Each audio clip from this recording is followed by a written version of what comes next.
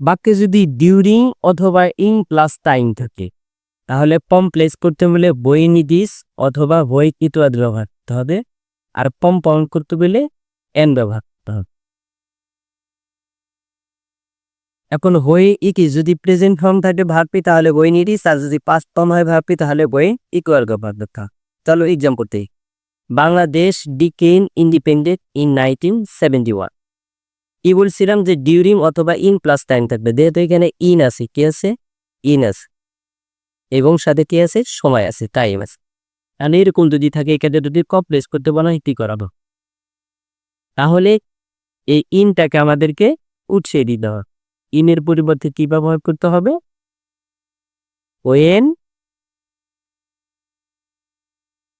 ইট ওয়াজ। ইট ওয়াজ কেন ব্যবহার করলাম?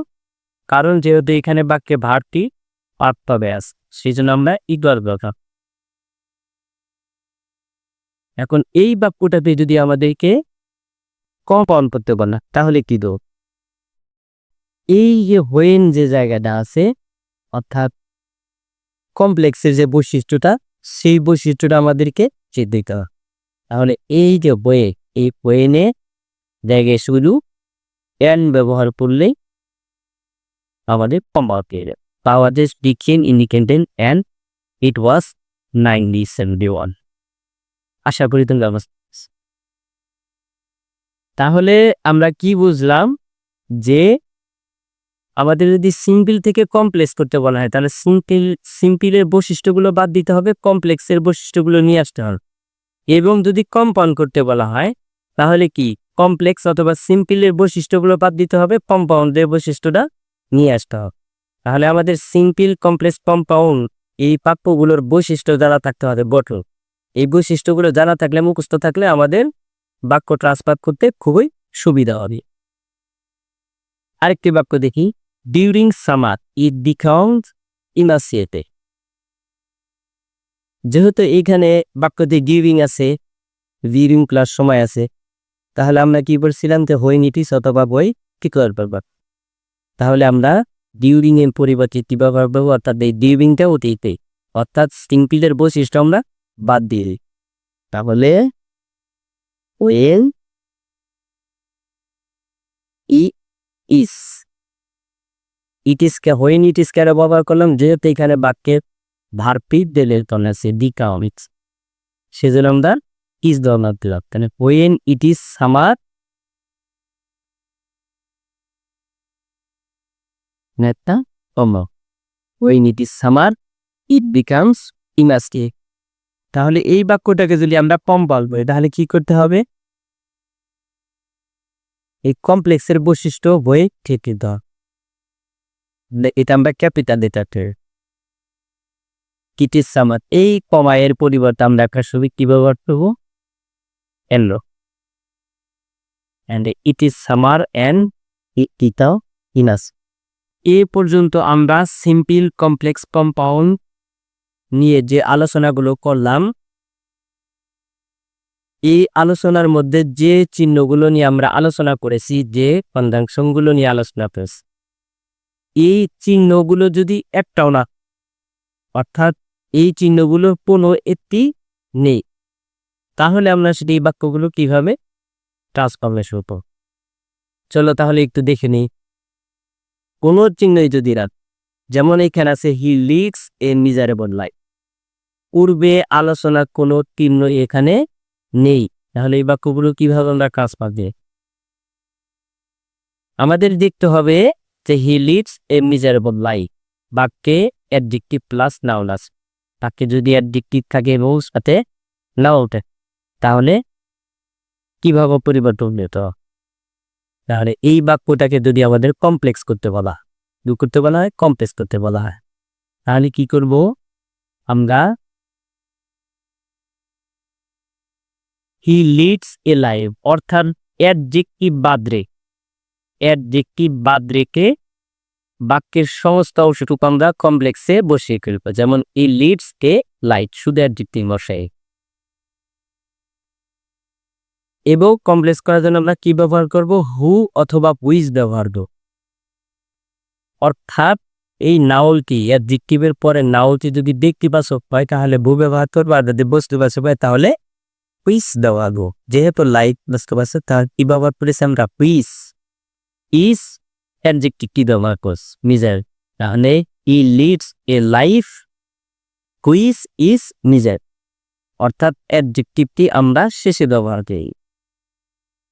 আর এখানে কিছু ব্যবহার করলাম কিসের জন্য, যদি আমাদের এখানে প্রেজেন্ট ফর্ম থাকে মানে এখানে আমরা ইজ ব্যবহার করি, আর কি আক্ষম থাকি তাহলে ওয়াজ ব্যবহার করব। আশা করি বুঝতে পারছি। এখন এই বাক্যটাকে যদি আমাদের সম্পর্কিত তাহলে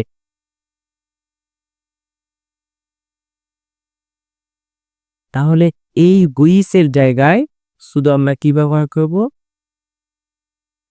এন ব্যবহার করে ব্যবহার করে দিব, এন ব্যবহার করে দিব এবং একটি প্রোনাউন ইট নিয়ার, কি প্রোনাউন ইট নিয়ার, এটি deeds A bike and it is neither. যেহেতু আমাদের ফর্ম পাওয়ার সেন্টেন্সের বৈশিষ্ট্য হচ্ছে যে দুইটা সাব, কয়টা সাবটে দুইটা সাব, এখানে বি একটি সাবটে, এখানে ই আইস। An educated man is respected everywhere. এখানেও অ্যাডজেক্টিভ প্লাস নাউন্স। তাহলে আমরা কি করব, যেহেতু অ্যাডজেক্টিভ প্লাস নাউন আছে তাহলে অ্যাডজেক্টিভ ব্যতীত সবগুলোই আমরা দেওয়া। তাহলে কমপ্লেক্স করতে বলে কি করব, তাহলে অ্যাডজেক্টিভ বাদ রেখে তাহলে a man is respected, a man is respected everywhere দেওয়া পোতা, শুধু অ্যাডজেক্টিভ বাদে। তারপরে কি ব্যবহার করব আমরা, যেহেতু অ্যাডজেক্টিভের পরে নাউনটা কি আছে ব্যক্তিবাচক, সেহেতু আমরা কি ব্যবহার করেছি হু ব্যবহার করেছি।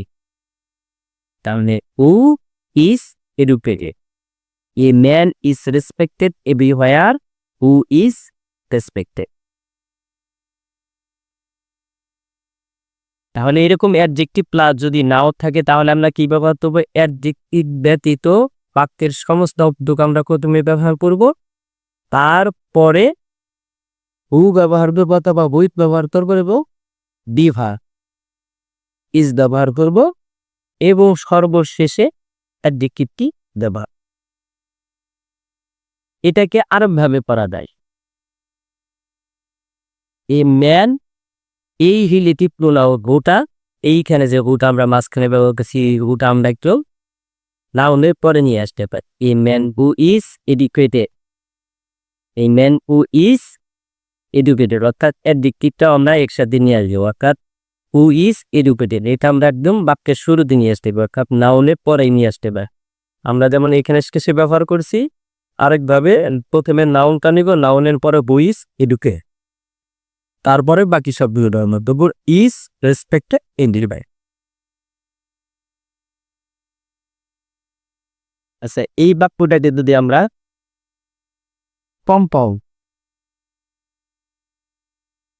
কম্পাউন্ড করতে গেলে কি করতে হবে,